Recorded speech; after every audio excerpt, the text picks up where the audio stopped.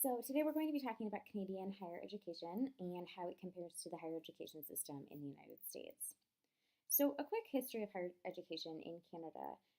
Much like education in the United States, higher education in Canada started because of the church and was rooted really in religious teachings.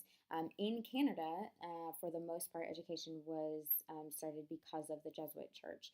And so the curriculum was dictated by such, the universities were funded by the church. And it really wasn't until World War II that higher education became a policy issue nationally, and public institutions were opened up. Ontario actually became the first province that provided government funds to only non religious universities. So there was no government funding to private religious universities shortly after that in most of the provinces. In the mid 1800s, there was a shift in the governance and funding of higher education, and I'll talk a little bit about that in some later slides.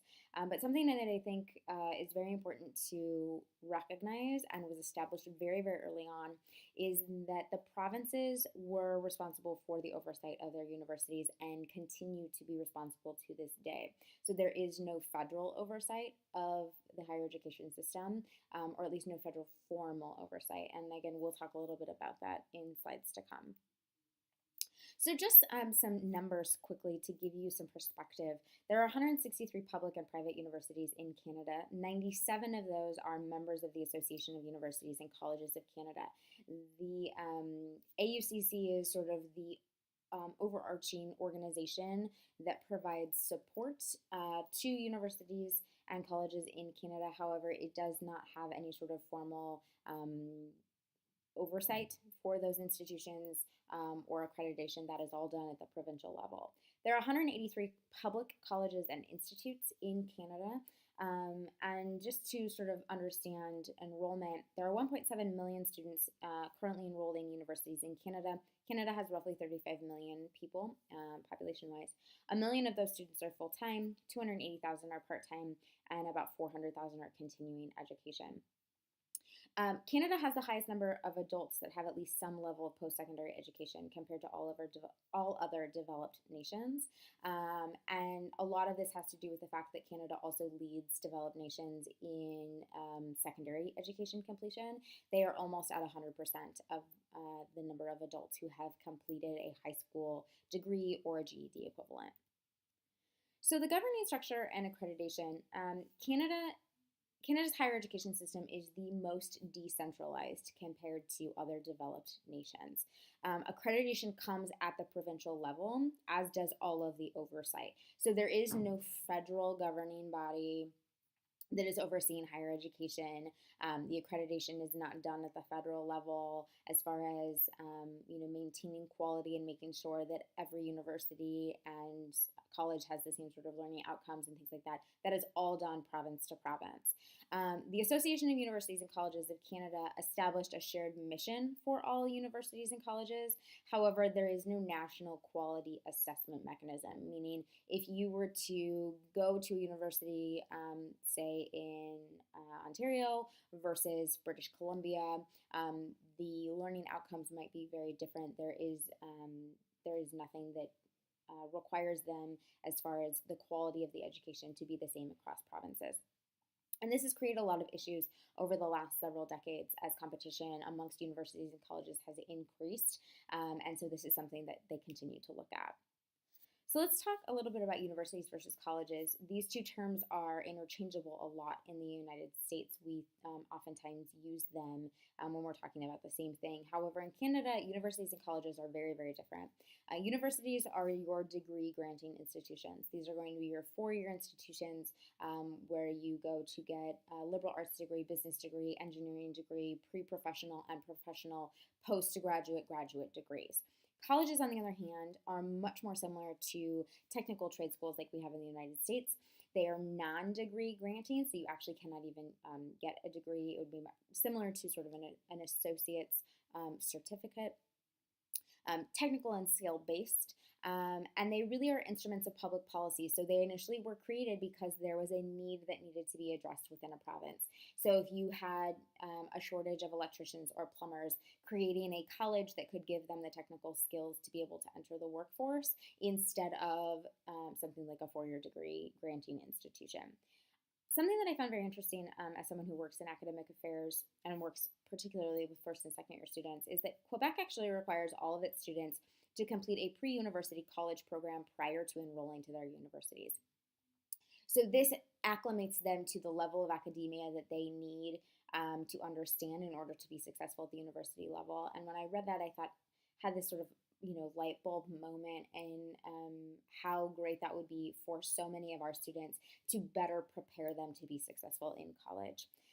In recent years, some of the provinces have allowed colleges to grant limited degrees. So, like I said, the provinces are the ones who set all of the standards for their universities and colleges.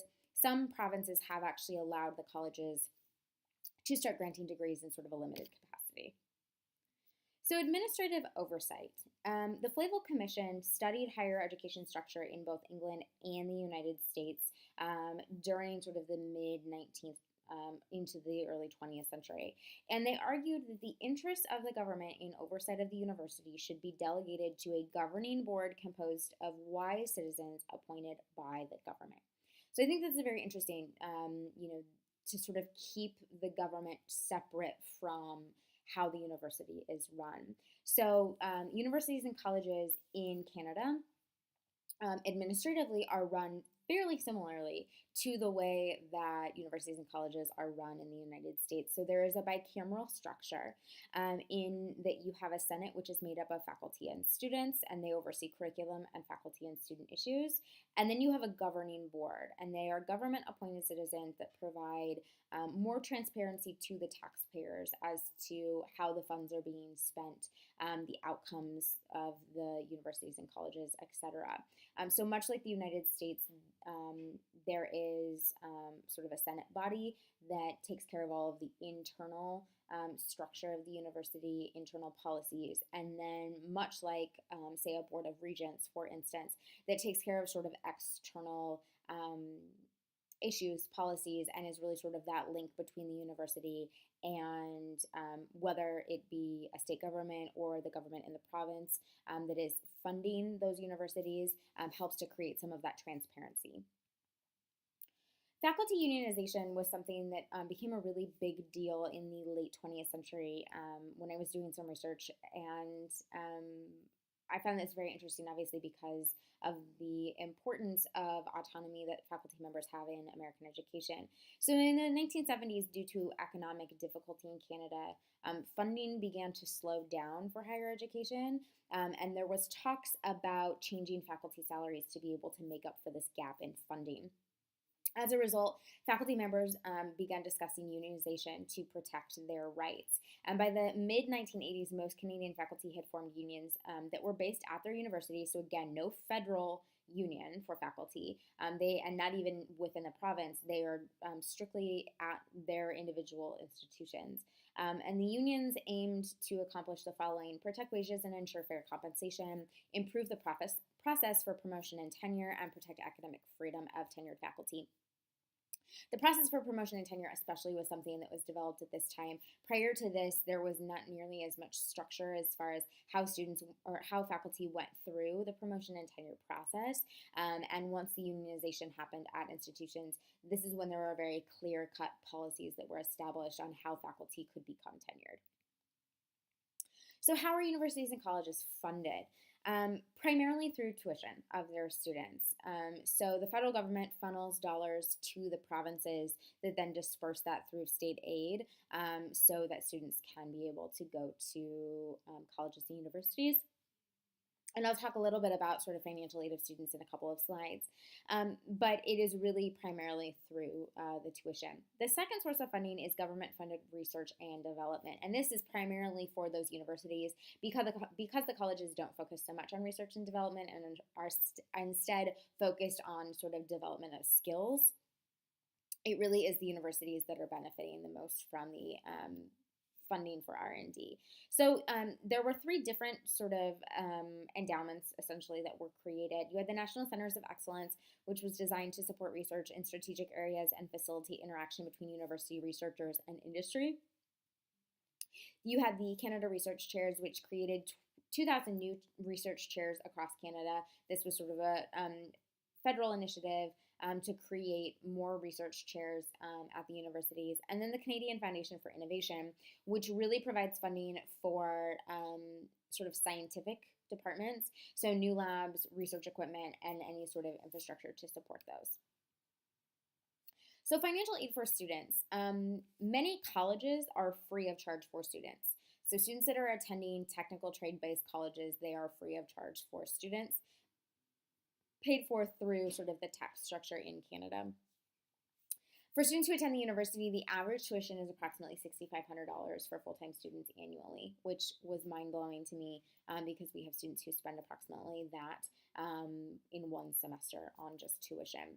And there are several ways that students can apply for funding. There are grants. So the Canada Study Grant is up to $3,000 for students who have children with serious financial need, students with disabilities, or women pursuing PhD programs.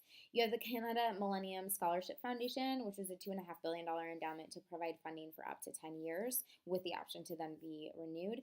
And then the Registered Education Savings Program, which allowed parents to create a savings account for their children to be able to use for paying for university or college once they came of age.